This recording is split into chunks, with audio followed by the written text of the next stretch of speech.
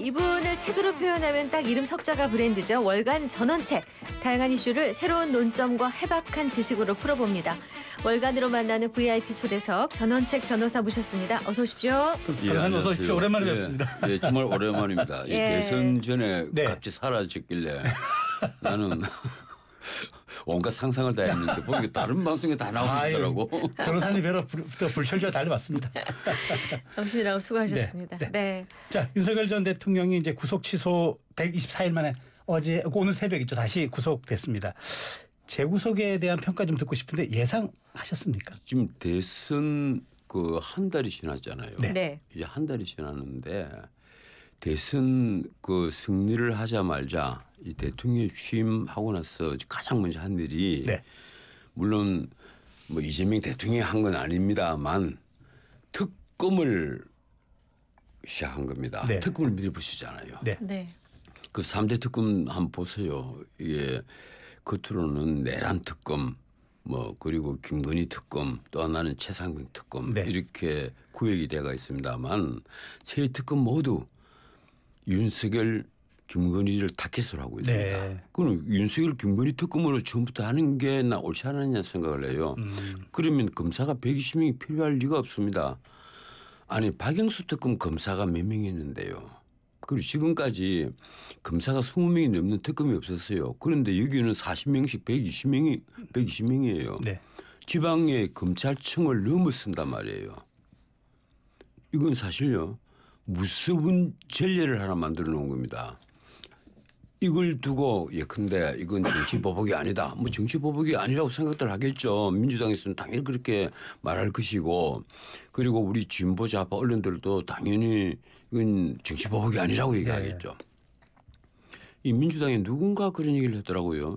이 김종민 의원인가 박찬대가 얘기했던가. 김종민 의원은 아직 민주당 의원이 아닙니다. 예, 범죄를 수사를 하면 그거는 적폐청산이 아니고 정의구현이다. 범죄가 아닌 경우에 무차별로 수사를 하면 그건 이제 그런 적폐청산은 정치보복이다. 뭐 이런 식으로 구분을 해놔요. 하나는 정치보복이고 쉽게 말해서 없는 죄를 일부러 막 다 털어내면 그건 정치보복이고 그렇지 않고 드러난 범죄를 수사하는 게 어떻게 그게 정치보복이냐. 그건 어디까지나 정의구현이다. 이런 식의 말씀을 하셨던데 글쎄요. 사진적으로 보면 그게 맞는 말입니까? 그런데 내가 하나 묻고 싶어요.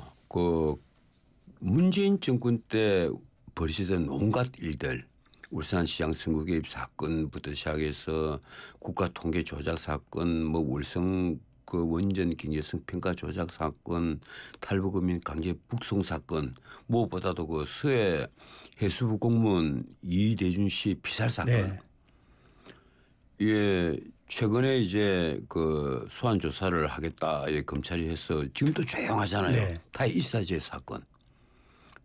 기소를 했다 이러는데 타이 일사제 사건. 그거 어떻게 된지 모르겠어요. 신문에 보도를 안 해요. 지금 제가 아침에 6개 신문을 꼼꼼하게 여기다 살펴보는데 내가 최근 뉴스를 본 적이 없어요. 그리고 이 타지마을 관광사건 그거 무혐의 결론해버렸잖아요. 심지어 판결이 난 사건도 하나 있었죠. 가령 당시에 청와대 특수활동비로 옷을 사 입었다. 옷을 백몇십 불 사 입었다. 근데 이걸 공개를 해라. 정보 공개를 하라. 이런데도 대통령 기록물을 다 넣어버리고 들은 채도 안 하잖아요. 그런데도 그 많은 범죄는 사실은 최고 책임자가 문재인 당시 대통령이었단 말이에요. 그런데 일체 수사를 안 해요. 일체 수사를 안 합니다. 그건 윤석열 정권에서 왜 그랬을까요? 나는 그걸 윤석열이 결정이라고 봅니다. 윤석열이 결정하지 않고는 그럴 리가 없다. 적어도 이 검찰총장 선에 그 점을 당부를 했거나 뭔가 있었을 것이다. 그렇지 않고 그럴 리가 있느냐. 저는 그렇게 생각하는데 그래서 지금 우리나라 역대 정권들을 쭉 한번 보세요. YSDJ까지는 민주화의 화신이다 이래갖고 그분들은 오히려 당대에 자기 자식들을 지금 다 감옥에다 보냈습니다. DJ도 홍삼 트리오로 보이는 3명 감옥에 다 보냈죠. YS도 김민철 씨 감옥에 보냈죠. 그런데 그 이후로 다 뒤끝이 안 좋아요. 안 좋은데 지금 유일하게 문재인 전 대통령만 지금 편안하게 평생 책방하고 있습니다. 네. 그리고 드디어 그 윤석열까지도 또 이렇게 됐단 말이에요. 네. 자, 앞으로 이 나라의 대통령을 할 사람이 누구인가. 그런데 네. 가령 같은 그 죄의 무게를 딱 달아가지고 네. 같은 수준의 그 처벌이 있으면 우리는 그걸 가지고 뭐 나무랄 수 없을 겁니다. 과연 그 윤석열 김건희에게서 파림참 범죄 우리가 정말 보통 사람이라도 당연히 구속을 시켰을 것이고 처벌을 할 범죄는 네. 뭐냐 목걸이 받고 뭐 백 받고 한 거 이제 발 치수까지 250mm라는 네. 게 다 드러날 정도로 그것도 예 그리고 보면 좀 이 치사하게 네. 몰아가는 것 네. 같아요. 그냥 깨끗하게 수사해도 다 범죄다 드러날 건데 거기다가 지금 양평 고속도로 같은 것은 일종의 그 정적이라고 볼 수 있는 원희룡 전 장관까지 지금 포함을 시켰단 말이에요. 네. 그리고 또 이게 그 공천 개입 사건 이 사건은 예 당사자들을 넘어서 가지고 드디어 공천심사위원장을 했던 그 윤상현 네. 의원을 압수수색을 하고 이 그에 관련돼서 김모 의원이 또 얘기를 했어요. 만약에 구속영장이 그 신청이 되면 국회에서 오는 쪽쪽 그 찬성해서 통과시킨다. 예, 통과시키겠다. 네. 구속되도록 하겠다. 예. 듣고 싶은 말씀이 너무 많은데 네. 지금 이제 시간은 제한돼 아니 있고 제가 그 그래서- 결론적으로 네. 결론을 내릴게요. 네. 내가 보기에 정권이 시작하자마자 네. 지금 완전히 그 말살 정책으로 이 요번에 저걸 완전히 말살하고 국민의힘을 완전히 분해를 시켜버리겠다. 그 내란 특검부 지금 발의해놨잖아요. 네. 그 내란 특검 내란에 찬성한 국회의원이 있으면 국고보조금 자체를 다 완전히 회수하겠다는 거죠. 회수하겠다. 네. 그런데 지금 그렇게 말하는 민주당에서 네. 지금까지 가령 공직선거법에서 그 파기환송심 같으면 대부분의 하나의 의견이 이미 나온 거예요. 네. 그런데 파기환송심이 다 중단이 돼가 있잖아요. 네. 그 파기환송심이 만약에 최종적으로 확정이 돼버리면 네. 불과 한 달 반에서 2달 정도 시간이 있어가지고 확정이 됐다면 어떻게 됐겠어요. 당장 그 당시에 받았던 대선 자금이 434억입니까? 그것도 회수당하고 민주당이 와해가 될 판이었어요. 이런 식으로 저걸 완전히 그 박살내버리겠다. 네. 국민의힘을 없애버리겠다. 네. 하긴 뭐 차제 국민의힘 요사이 뭐 하는 게 없으니까 뭐 그럴만 또 하죠. 알겠습니다. 그런데 보면 참 민주당도 너무한다 싶어요. 그런데 지금요 댓글들을 한번 보세요. 네. 잘한다. 예. 이런 말이 압도적입니다. 네. 무엇보다도요. 지금보다 잘할 때가 있었느냐 이런 댓글을 제가 봤어요. 네. 내가 딱 보면서 아 역시 민주당은 우리 국민 우리 대중의 급소를 알고 있었다. 이게 무슨 말인가 하면 처음에 돈 풀기 하기로 해서 이번에 네. 돈 그 15만 원에서 50만 원까지 풀잖아요. 네. 네. 두 번째 무엇보다도 주식시장을 지금 3,100이 훨씬 넘도록 네. 네. 오늘도 지금 올라가고 있어요. 오늘도 네. 폭등을 하고 있단 말이에요.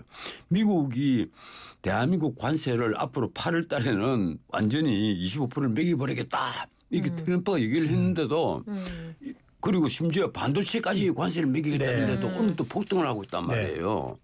이건 뭘 의미하는가 하면 우리 주식시장의 부양을 반드시 시킨다 하는 이재명의 어떤 결심을 우리 네. 국민들이 믿고 지지한다는 거와 똑같은 겁니다. 그걸 외국인 투자자들도 알고 있고 네. 이러니까 온 국민이 박수 치는 거예요. 이재명에게 반대했던 사람들도 박수를 친단 말이에요. 그렇게 변호사님 이렇게 높은 지지율에 고공행진하고 있는 이재명 대통령을 견제할 유일한 수단은 야당이어야 하는데 지금 말씀하신 대로 야당은 지금 지리멸렬화되고 있습니다. 국민 여론도 여기에 동조하지 않는 것 같고요. 그러면 지금 이 국민의힘 이렇게 지금 사분오열돼 있고 지리멸렬한 국민의힘 왜 이렇다고 보십니까? 아니 안철수가 아주 재밌는 얘기를 했잖아요. 네. 자기가 메스를 들고 고름을 종기를 좀 짜야 고름과 종기를 짜야겠다. 종기를 도려내겠다. 그 내가 다른 모 방송에서 그런 얘기를 했어요. 본인이 고름인데 무슨 소리를 하고 있느냐. 왜 내가 이 얘기를 하는가 하면 이 모든 시각이 어디서 차이가 나는가 하면 12.3 비상계엄을 어떻게 볼 것인가. 네. 그것만 딱 보면 이 사람이 걸어온 길이 활이 보입니다. 12.3 비상계엄을 잘했다고 하는 사람 없어요. 나는 윤희숙 이번에 여연 이번 혁신위원장 내정됐죠. 원장이 네. 12.3 비상계엄에 대해서 국민에게 사과를 했잖아요. 네. 나는 잘했다고 봐요. 12.3 비상계엄을 선포가 되고 나서 내가 이 방송에서 얘기를 했는지 모르겠는데 처음에 나는 이거 알코올 침해 아니냐 이 얘기까지 했습니다. 네. 알코올 침해로 보인다. 하지만 이걸 두고 내란죄라고 하는 건 말이 안 된다고 그랬어요. 아, 기억납니다. 예, 네. 내란죄라고 하는 것은 말이 안 된다. 네, 네. 왜 그런가 하면 이 비상계엄의 요건이 헌법에 정해져가 있고 그 요건에 맞느냐 안 맞느냐를 판단할 수 있는 유일한 권한을 가진 사람이 바로 대통령이라는 자리다. 네. 그리고 그래서 윤석열이가 대통령의 자리에서 비상계엄 선포를 한 걸 두고 우리가 내란이라고 말한다는 것은 네. 그것은 헌법이 원리에 맞지 않는다. 내란이 되려면 헌법을 파괴해야 된다는 거거든요. 헌법이 파괴는 곧 바꾸고 말하면 쿠데타입니다. 그래서 지금 민주당은 내란제 프레임을 하면서 늘 친위 쿠데타라는 표현을 써요. 네. 그런데 아니 친위 쿠데타를 하면 어떤 목적이 있어야 되니까 지금 하는 말은 뭐 영구집권하려 했다 뭐 네. 이런 표현도 하거든요. 그런데 제가 보기에 이걸 내란제 프레임을 씌워서 정권이 지금 이재명 정권이 출범하자마자 곧장 내란 특검이라고 이름을 내란 특검이라고 붙여버렸잖아요. 네. 비상계엄 특검이라고 하면 난 그건 뭐 고기를 끄덕거리겠죠. 중립적인 표현이기 때문에. 나는 수긍할 네. 겁니다. 그런데 내란 특검이라고 하면 이미 내란이라고 지금 내란제 한쪽이 재판을 하고 있단 말이에요. 네. 내란제가 맞는지 안 맞는지도 지금 모른다는 거예요. 네. 그런데 내란 특검이라고 하고 내란제에 연관돼서 지금 구속을 하겠다고 하는 사람이 심지어 한덕수까지도 지금 거론이 되고 있습니다. 한덕수 당시 총리도 이 주요 뭐 종사자가 될지 안 될지 아니면 그냥 방조를 한 사람인지 모르겠습니다만 그 한덕수도 구속을 시키겠다 뭐 이러고 있거든요. 이러니까 당시에 그 처음에 그 국무회의에 참여했던 9명은 네. 모조리 지금 수사를 다 받아야 될 입장이에요. 네. 이러니까 황당하죠. 자, 그런데 지금 윤 전 대통령이 고립무원이다, 혼자 싸운다라는 발언했단 말이에요. 그거 어떻게 보셨어요? 글쎄요. 지금 윤석열 전 대통령이 그 구속이 되고 나서 안타깝다 이렇게 생각하는 사람들은 네. 이제 굉장히 많이 줄어들었을 겁니다. 뭐 이게 나는 진보 좌파의 언론 플레이 때문에 그렇다고는 보지 않아요. 물론 반바지를 입고 뭐 다니는 모습이 공개가 되고 하는 거 보면서 네. 좋은 이미지는 아니에요. 그리고 지난번에 그 관저에서 나와서 이 아크로비스타로 돌아가면서 네. 주민들에게 무심결에 했던 말이 이기고 돌아왔다. 네, 이 얘기를 했잖아요. 네. 그 순간에 고개를 흔든 사람들이 굉장히 많습니다. 뭐 잘났다고 지금 이기고 돌아왔다 이따위 소리를 하느냐. 네. 윤석열을 위해서 이 광화문에 나가서 시위까지 했던 분들도 마찬가지 얘기를 해요. 저는 댓글 같은 걸 쫙 읽어보는데 자기도 광화문에 가서 시위를 했던 사람인데 네. 뭘 잘했다고 이기고 돌아왔다고 얘기를 하느냐. 오늘부터 나는 광화문은 아니라 어디라도 가지 않을 것이다. 이렇게 썼더라고. 엄청난 실망을 한 거예요.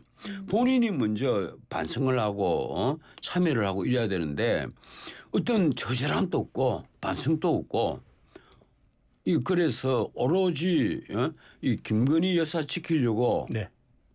비상계엄한 것이고 이 김건희 여사 지키려고 이재명 민주당과 싸운 것 아니냐 이런 말이 나온단 말이에요. 그래서 제가 보기에는 이번에 그 윤석열의 그 구속을 두고 네. 그렇게 가슴 아파하는 사람은 없을 것이다. 내 사무실에 바로 그 서초동의 법원 동문 앞이거든요. 네. 이러니까 시위 현장을 매일 봅니다. 네. 특히 그 윤 전 대통령이 재판을 받으러 가는 월요일 네. 그리고 어제 같은 날은 네. 뭐 난리가 났죠. 네. 그 하루 종일 시끄러워서 네.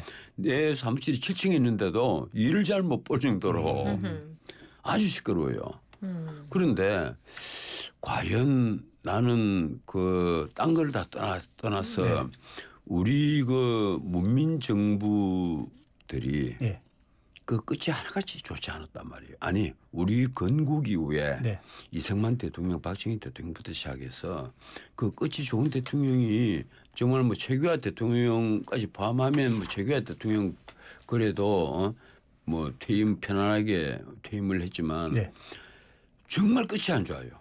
하나같이 말이죠. 이러니까 앞으로 네. 대통령 하겠다는 사람 나는 말리고 싶어요. 알겠습니다. 네. 자, 근데 이제 윤 전 대통령이 이제 그 구속된 독방이 10평 남짓하다고 합니다. 에어컨도 안 나오고 이제 20일간 일단 구속 수감된 채 특검 조사를 받아야 되는데 이제 20일이 지나면 풀려날 가능성도 있지만 지금 외환죄를 여기에 적시하지 않은 거는 아마 그 다음을 고려한 포석이다 이런 또 아니요. 전망도 있습니다. 아니 그런데요. 네. 그건 아닐 겁니다. 왜 그런가 네, 네. 하면 외환죄 운운했던 것은 아마 그 부분에 대해서 공부를 전혀 하지 않고 당연히 내란 외환 이러니까 아 이게 북한을 자극해 갖고 전쟁이 벌어지도록 하면 이거 당연히 외환죄가 되겠지 네. 하고 구승유권 제대로 안 읽어봤을 거예요. 그 분들이 민주당 사람들 포함해서 지금 가령 내란 특검에 있는 검사들이 네. 근데 지금 읽어보고 정신이 하나도 없었을 겁니다. 그래도 뭐 박지영 특검 보고 공포를 맡고 있는 네. 박지영은 아주 엉뚱한 소리를 하더라고요. 지금 앞으로 조사할 게 너무 많다. 네, 외환죄에 네, 대해서 네. 이런 얘기를 하는데 외환죄가 뭔가 하면 적과 통모를 해가지고 통모더라고요. 네. 외국과 통모를 네. 해서 네. 전쟁을 불러오는 게 외환죄란 말이에요. 네. 그게 구승유권이에요. 네. 첫째 그러면 북한이 외국이어야 됩니다. 네. 북한이 지금 우리 헌법상 반국가 단체거든요. 네. 이 우리 대부분 명확한 판례예요. 그런 네. 판례를 수도 없이 있습니다. 네. 반국가 단체란 말 외국이 아니에요. 북한은. 네. 그래서 북한 주민이 그 탈북을 해서 우리나라 오면 우리나라 국민이잖아요. 그렇죠. 우리가 탈북어민 강제 북송 사건을 왜 비판하는데요. 우리 국민이란 말이에요. 그리고 지금 또 내려와 있는 애가 귀순 의사를 안 밝히니까 또 북한에게 보내죠. 지금 또, 보내겠다고 지금 네. 그러고 있잖아요. 네, 네, 네. 그것도 나는 의심스러워요. 과연 북한에 그걸 무조건 보낼 수 있느냐 하는 문제도 우리가 깊이 생각을 해봐야 될 문제입니다. 우리 국민이니까 법률적으로. 네. 적어도 우리 국민에게 그 의사를 묻기를 물어봐야 되지 않겠어요? 알겠습니다. 뭐 어떻든 네. 북한이 첫째 외국이 아니다. 두 번째 통모를 해야 되잖아요. 김정은과 네. 네. 윤석열이 뭐 적어도 모의를 해야 예, 되는데. 예. 문자로라도 주고받고 뭐 해야지. 아니면 뭐 간첩을 서로 보내가지고 중간에서 어떤 합의를 하거나. 근데 그게 전혀 없잖아요. 네. 세 번째, 그래서 전쟁을 예, 불러와야만 외환죄가 성립된단 네. 말이에요. 지금 그게 없잖아요, 전혀. 무엇보다도 북한은 통모를 할 대상이 외국이 안 된다. 아니거든요. 이러니까 외환 유치제는 애초에 안 되는 거예요. 그 변호사님 말씀 외환 유치제는 성립이 안 된다. 애초에 성립이 네. 안 돼요. 그 알겠습니다. 성립이 안 되니까 네. 뭐 그걸 가지고 앞으로 내란 조사하겠다. 특검에서 조사를 해서 외환죄를 한번 뒤집어 보겠다. 그건 꿈 같은 얘기고 그건 알겠습니다. 말도 안 되는 소리고 알겠습니다. 네. 그건 아마 이 내란 특검에서 멀지 않아 그런 얘기를 할 겁니다. 조사는 다 하겠죠. 네. 열심히 조사는 하겠지만 참 희한하게도 구승요건에 맞지 않으므로 하는 말을 또 할 겁니다. 알겠습니다. 자, 근데 이제 이 이재명 정부를 그래도 견제해야 될 게 야당인데 그 혁신위원장을 둘러싸고 아까 말씀하신 대로 안철수 의원이 또 사퇴하고 이제 윤희숙 위원장이 임명됐는데 어제 조선 일간지와 인터뷰에서 이런 얘기를 합니다. 국민의힘은 어차피 배터리가 방전된 당이라 지방선거도 어려워서 결국 뭐 이미 패배 의식이 차 있다. 그래서 결국 내년 지방선거 다 패하고 오히려 3년 뒤 총선에서 승리하는 게 낫다라는 얘기가 공공연하게 나온다고 얘기합니다. 국민의힘의 현주소 이게 어떻게 봐야 합니까? 그 배터리 방진됐다는 얘기를 윤희숙 전 의원이 한 겁니다. 사실은요. 네. 그런데 뭐 배터리 방진됐다 말도 맞는 말이에요. 전류가 흐르지 배터리가 방진되면 전류가 흐르지 않으니까 이 전화기 자체를 켜도 안 켜지잖아요. 네. 뭐 그런 거니까. 그런데 솔직히 말했어요. 지금 그동안에 논의되던 당대표 뭐 출마한다 혹은 당대표로 거론이 되던 인물들 보면 역시 지난번에 대선 후보로 나왔던 그 인물이 그 인물이에요. 그래서 우리 진보좌파 어느 언론이 작은 타이틀로 어떻게 네. 붙이는가 하면 그 얼굴이 그 얼굴. 그 얼굴이 그 얼굴. 예, 네, 그렇게 네, 해놨더라고. 네. 네, 네. 그래서 내가 깜짝 놀랐어요. 네. 그 얼굴이 그 얼굴이다. 네. 그 보세요. 뭐 김문수 전 후보 그리고 그다음에 한동훈 전 대표. 예. 뭐 무엇보다 한동훈을 먼저 지금 홍준표만 탈당을 했어요. 뭐 나경원. 나경원까지. 네. 거기다가 지금 그때도 거론됐던 윤상현 뭐 네. 이런 사람들 다 거론되는 사람들에다가 지금 그때 거론 안 된 사람이 조경태가 출마 의사를 밝혔고 네. 근데 다 걸굴이라는 거거든요. 그런데 실제 그래요. 과연 지금 우리 국민들이 납득을 하게 보수 정권을 그 앞으로 새롭게 건설한다면 어떻게 해야 되느냐. 네. 국민의힘을 과연 지금 이걸 리모델링해서 될 문제냐 아니면 다 두고 부숴버리고 재건축을 해야 되느냐 네, 네. 하는 그런 문제가 있거든요. 아니면 국민의힘과 전혀 상관없이 새로운 보수 세력을 따로 별도로 네. 하나 건설해야 되느냐.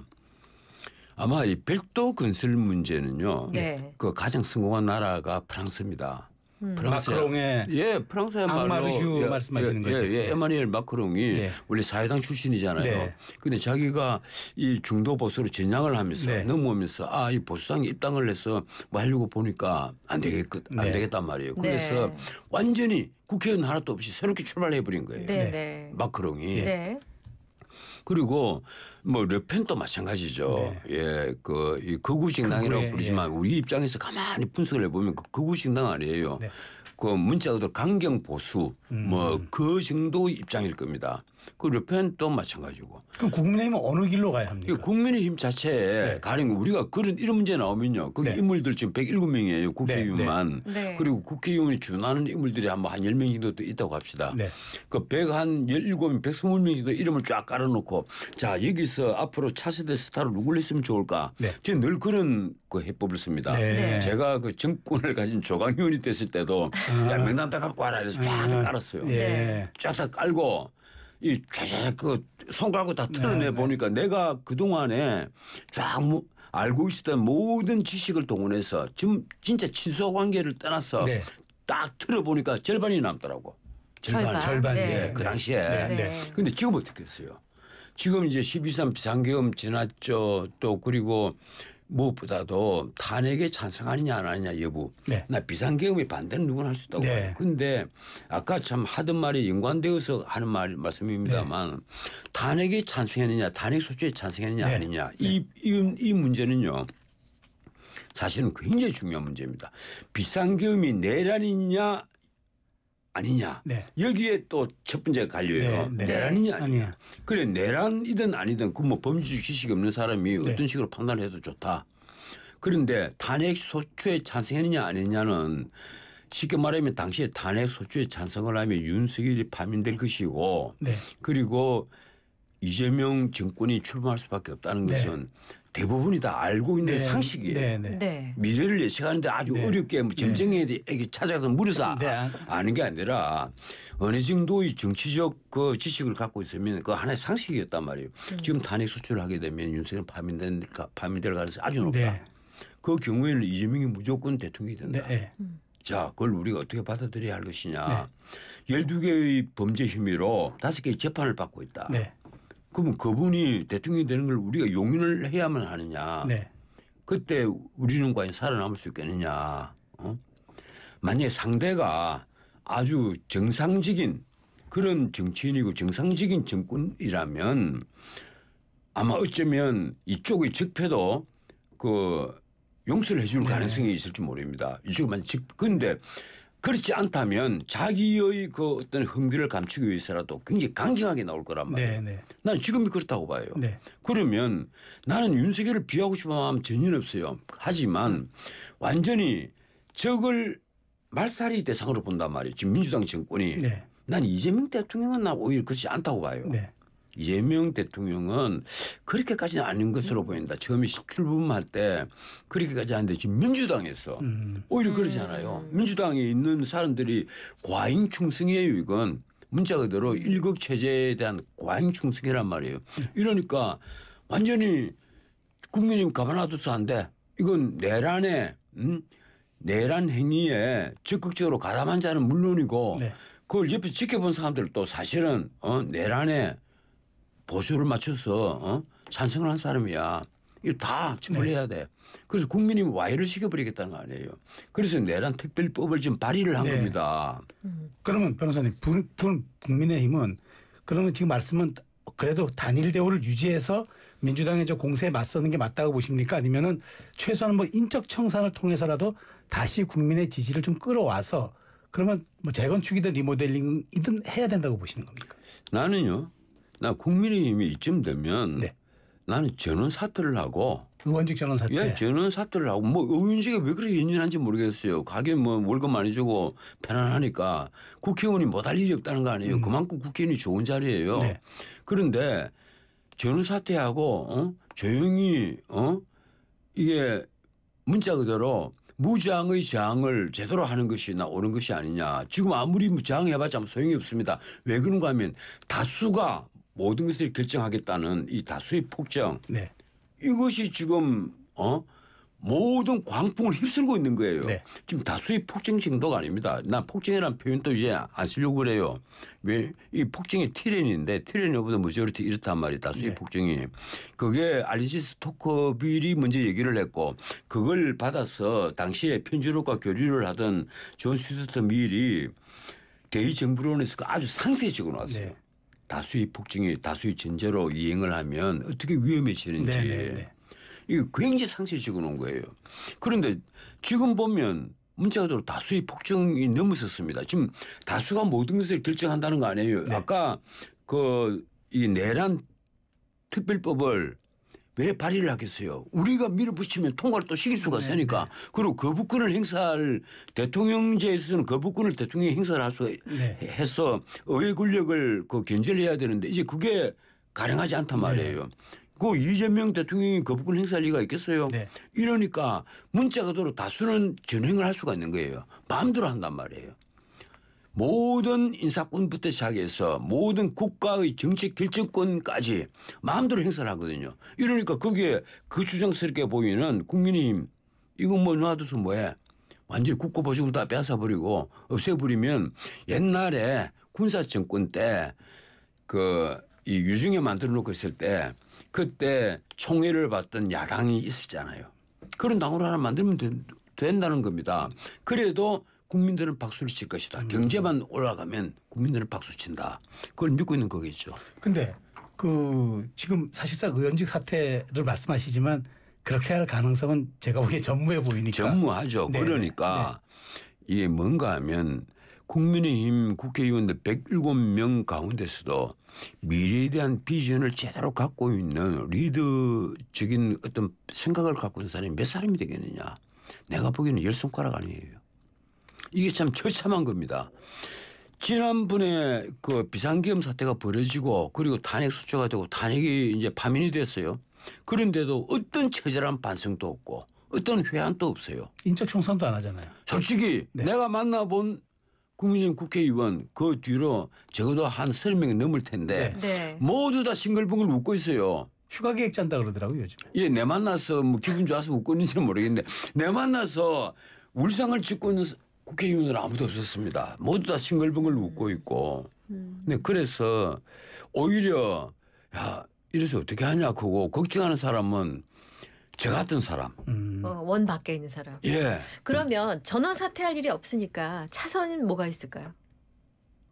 새로 만들어야죠. 그럼 전당대회가 새로 만들어요. 담은 그에 몇 명이 될지 모르더라도 네. 이 폐허 위에서 아하. 새롭게 꽃이 피는 겁니다. 네. 아하. 완전 벼로 싹 밀어버려야 뭐 지들이 안 물러나면 다 좋아요. 그쪽은 논외로 치고. 그럼 신당 말씀하시는 건가요? 새롭게 만들어야 돼. 그럼 새로운 보수 정당을 새롭게 건설을 사실은 그럼 해야 마크론 돼요. 같은 인물이 있습니까? 찾아보면 믿겠죠. 나는 우리나라 20, 30, 40, 50, 60, 70까지 나는 전부 다 망라해서 늘 하는 얘기가 이번에 안철수도 그런 얘기했잖아요. 중수청 얘기를 하더라고. 네. 중도 그다음에 수도권, 예, 수도권 청년. 청년 이 얘기를 하는데 그 방점이 사실은 청년의 직회가 있어요. 네. 근데 본인도 그 나이도 많이 먹었는데 이제 네. 그 청을 강조를 하는데 그런데 한번 생각해 보세요. 중도가 뭐예요? 중도라는 개념이 있는 겁니까? 내가 쓴 그 자유직들은 책이 있는데 그게 내가 중도는 애초에 없는 것이라고는 썼습니다. 그리고 이 박지한 교수죠. 서울대 박지한 교수가 쓰신 그 마가리트의 평전 제목이 뭔가 하면 중간은 없다예요. 중간은 없다. 사실 정치를 오랫동안 분석을 해보면요. 원래 중도라는 건 없는 거예요. 그리고 우리나라에서는 아직까지 진보주의 보수주의 이런 데 대한 공부가 전혀 안 돼가 있으니까 이재명 지금 대통령이 되셨으니까 이제 이재명 대통령도 후보 때 뭐라고 그랬습니까? 나 중도 보수다 그랬잖아요. 본인들 정당이 진보좌파 정당이고 기본소득 주장을 하고 그리고 민노총의 단단한 지지를 받고 있는 그 노조의 지지를 얻고 있는 등에 얻고 있는 정당이 나는 중도 보수다 이러니까 지나가는 개가 웃을 일이죠. 그런데 그런 말을 한단 말이에요. 그 말이 통한단 말이에요. 뭐 그냥 본인이 말하는 걸 떠나서 통하는 거예요. 그때부터 민주당 지지자들 중에서는 우리는 중도 보수라는 사람들이 의외로 굉장히 많이 늘어났어요. 이 지식인 그룹들 보면 방송에 나와서 당연하게 그런 얘기를 해요. 상대가 뭐 보수 얘기하면 무슨 소리냐 우리가 보수다 이런 얘기를 한단 말이에요. 그럼 변호사님 국민의힘이 지금 정체성이 지금 없는 정당이라는 말씀으로 들리는데 그러면은 친윤이건 친한이건 다 이제 집어치우고 지금 새로 짓자는 말씀으로 들리는데 지금 홍준표 전 시장이 해산 국민의힘은 어차피 해산될 정당이다. 뭐 너희들 위원 정당이든 뭐든 하면서 신당서를 띄우는데 그게 맥락이 같습니까? 제가 이번에 그 대선 과정에서 가장 실망한 분이 바로 홍준표입니다. 네. 그리고 그 이전에 먼저 실망했던 사람이 한동훈이고 나는 이게 큰 걸 못 보고 작은 것에 나 한동훈을 나쁘게 보지도 않고 홍준표를 나쁘게 보지도 않고 나쁘다는 게 아니에요. 그런데 큰 걸 보지 큰 그림을 못 보고 작은 것만 본다. 예컨대 그렇게 돼서 한동훈 같은 경우에 탄핵 수초가 됐을 경우에 정권이 넘어가면 과연 당신에게는 어떤 일이 벌어질 거냐. 이 나라 보수는 어떻게 될 것이고 우리나라는 또 어떻게 될 것이냐. 거기도 한번 고민해 봤는데 나 안 해봤다고 봐요. 오로지 비상계엄은 나쁜 것이고 이 내란 그리고 내란을 잡아야겠다는 얘기까지 했잖아요. 그 바람에 그 소속 의원이 한 개파 소속 의원이 한 20명 됩니까? 20명 아니면 21명일 텐데 그 사람들이 헷가닥 넘어가는 바람에 204명이 찬성을 해서 탄핵 소추안이 가결이 됐잖아요. 거기 안칠수도 그 가담을 했는데 안칠수가 나중에 재밌는 말을 했습니다. 그 탄핵 소추안이 헌법재판소에서 내란죄를 철회하겠습니다. 이러고 나니까 안철수가 정론관에서 기자회견을 해요. 뭐라고 얘기하는가 하면 내란죄를 처리를 할 것 같았으면 나는 탄핵 소추안에 찬성하지 않았다. 그 말은 뭔가 하면 바꿔 말하면요. 그겁니다. 12.3 비상계엄은 내란죄입니다. 그래서 난 내란죄로 반드시 윤석열을 처벌해야 된다고 믿습니다 하는 그 얘기예요. 그런데 그러면 안철수가 내지 묻고 싶어요. 자 그렇게 하면 이재명 정권이 탄생을 하는데 이재명 정권은 당신은 찬성을 하느냐. 내가 그걸 묻고 싶은 거예요. 알겠습니다. 그러면 변호사님 말씀하신 것처럼 자 국민의힘이 그러면 폐허위에서 새로 짓습니다. 굳이 방법을 좀 제시해 주죠. 이렇게 좀 너희들 새로 지어봐라. 그 방법 하면 내가 그 새로 지어서 내가 당수해버리죠. 그런데 그렇지 않아요. 이게 뭐 대통령 그 직을 하겠다는 것이 아니라 내가 차라리 당수를 하고 내가 당을 만드는 게 속 편하겠죠. 그런데 난 그건 필요하다고 봐요. 지금 가령 우리나라에 진보 보수에 대한 어떤 그 이데올로기에 대한 이해가 우리 국민들에게 넓지 않단 말이에요. 그리고 지금 내가 늘 하는 얘기입니다만 국민의힘 의원들 중에 당의 강령, 당의 정강정책 제대로 읽은 사람이 누가 있느냐. 당의 정체성, 더 나아가서 보수의 정체성에 대해서 제대로 이해를 하고 서로 그 정체성으로 묶어진 같은 이념과 같은 정책으로 정권을 획득하기 위해서 만든 게 정당일 텐데 그런 의미에서 같은 정당을 찾은 사람이 누가 있느냐 한번 보자. 그러려면 차라리 이제 방법이 하나밖에 없는 것 같아요. 뭔가요? 차라리 정책을 쫙 50개면 50개, 100개면 100개를 놓고 정책을 쫙 만들어내자. 그래서 내가 얼마 전에 그런 제안을 했어요. 야, 시간이 걸리더라도 우리가 신문 돌출 광고 같은 걸 통해서 보수 정책을 1번부터 한 50번까지 우리가 매일 하나씩 개발하자? 우리가 만들어내자. 아. 알겠습니다. 오늘은 여기까지 변호사님 들어야 될 것 같습니다. 아니, 오늘 저희- 핵심은 국민의힘은 고쳐서는 못 그러니까, 쓴다. 새로 집 지어야 된다. 이 얘기를 하신 거. 새로 집을 짓는 게 아니라 뼈 위에서 꽃이 핀다는 겁니다. 알겠습니다. 알겠습니다. 자, 월간 전원책 변호사와 함께했습니다. 말씀 감사합니다. 잘 들었습니다. 예, 고맙습니다. 안녕하세요. 최하정이에요. 제가 요즘 매일 먹는 건